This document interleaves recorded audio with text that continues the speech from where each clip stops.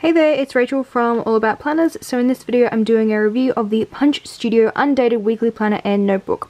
So if you follow my blog, you know that I really like planners that have a horizontal weekly spread and then list making or note-taking space on the other side of the page, so a 2-page weekly spread. So this planner has that, and it has in a really nice, clean, simple format, and this planner was only $17 US, so that's really cheap. Now it doesn't have any monthly calendars, it's just a weekly planner, but I do actually prefer that because I don't tend to use monthly planners as much, and I can always just use a printable for that. So if you're of a similar mindset, this one would be a good option. It's very lightweight and it's also quite small. So let's do a size check. It is about 6.5 inches wide by about 8.5 inches high. So medium size, but portable enough to put in your handbag and still enough space to write.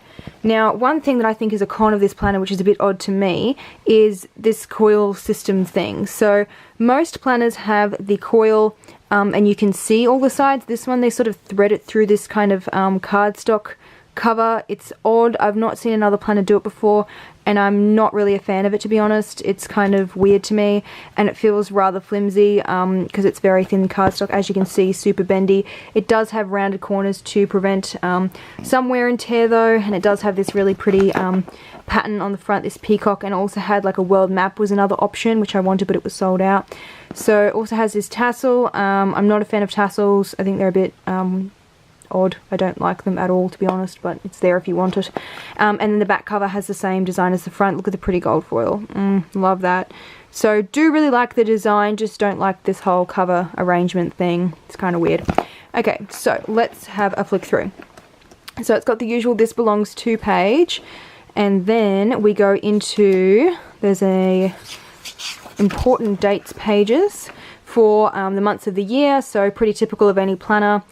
And then we have the weekly spread. Now, the rest of the planner is literally just this weekly spread. So you've got the days of the week here, starts on a Monday, and it's undated. So that's another reason why I love this planner.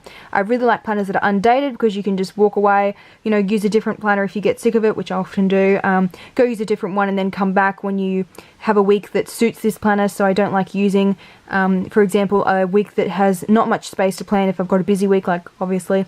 So I tend to just pick which one, which planner I'm going to use depending on what's happening that week. So it's undated, so you can come back to it any time. Starts on a Monday, and then down the bottom here, I tend to prefer when they split it, and so you've got the same amount of planning space for each day, but for this one they've just put weekend. So horizontal lined open-ended layout, you could do heaps with that. And then the note-taking space over here. Now the line spacing on this is really good. So sometimes they can be a bit small, but this one gives you a bit of wiggle room. So pretty decent size, bit more than 0.25 inches.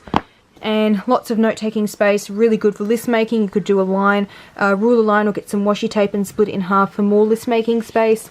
And this binding thing here is gold. So I really like the consistency of the gold, and then they've also got this color here which pulls the colors from the cover. So really like that it's all consistent and neat, looks good. You'll notice that this cover is like flicking up a bit when I'm here, like trying to film, see how it's coming back up a bit. So that for me is a con. Wouldn't be an issue when you get halfway through the planner, as you can see, because it'll just lay flat, but that would be an issue. In terms of folding it back in on itself, again, that's not a good thing to do because of this cover. This cover is just kind of weird to me. I'm just not understanding why I would do a cover like that.